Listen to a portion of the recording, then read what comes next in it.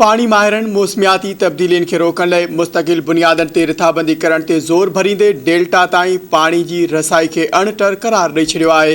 कराची में NAD university ऐं अमरीकी काउंसिल खाने जे गॾियल सहकार सां मौसमियाती तब्दीलियुनि जे हवाले सां कॉन्फ्रेंस कोठाई वई, जंहिं में पाणी खोट, वसीलनि जे इंतज़ामनि ऐं मौसमियाती तब्दीलियुनि जे हवाले सां ॻाल्हियूं कयूं वयूं। उन मौक़े ते अमरीकी consul general mark स्ट्रो video link ज़रिए ख़िताब कंदे चयो त मौसमियाती तब्दीली केतिरनि ई मुल्कनि सां गॾु पाकिस्तान के मुतासिर किया है। सिंध ऐं बलोचिस्तान में पानी की सख्त खोट के नज़रअंदाज नथो करे सघिजे।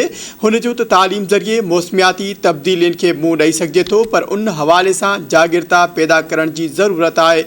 मार्क स्ट्रो वधीक चयो त हुन साल के पाकिस्तान साल 75 वरें जी सफ़ारतखारी लाॻापन जो साल करे मल्हाए रहिया आहिनि। उन दौरान ॿिन्ही मुल्कनि विच में माहौल की हिफाज़त, तालीम के बेहतर करण, वापारी ऐं इक़्तिसादी तरक्की वधाइण समेत मसइलनि जे हिक डिघी फ़हरिस्त ते सहकार कयो वेंदो। संदसि चवणो हो त अमरीकी हिमायत सां सिंध ऐं KPK में 3 लखनि खां वधीक माण्हुनि खे पीअण जो साफ़ पाणी ऐं सिहत जी ख़िदमत ताईं रसाई खे वधीक हथी मिलंदी।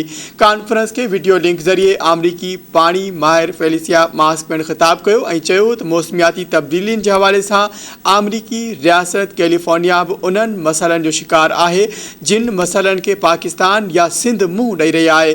फेलिसिया मास्क मौसमियाती तब्दीलियुनि खे रोकण लाइ डेल्टा ताईं पाणी रसाई खे अणटर करार ॾींदे चयो त कैलिफोर्निया खे सामूंडी सतह जे हवाले सां ॾुखियायूं दरपेश आहिनि। सिंध जीअं कैलिफोर्निया में बि जर जो पाणी ख़राब थी रहियो आहे ऐं हीट वेव वधी रहियो आहे। उन मौक़े ते NAD यूनिवर्सिटी जे wise chancellor doctor सरवश Ashmat Lodhi चयो त मुल्क में पाणी खोट जो हिकु कारण वधंदड़ आबादी बि आहे। मौसमियाती तब्दीली खे रोकण लाइ मुस्तक़िल बुनियादनि ते रिथाबंदी करणी पवंदी।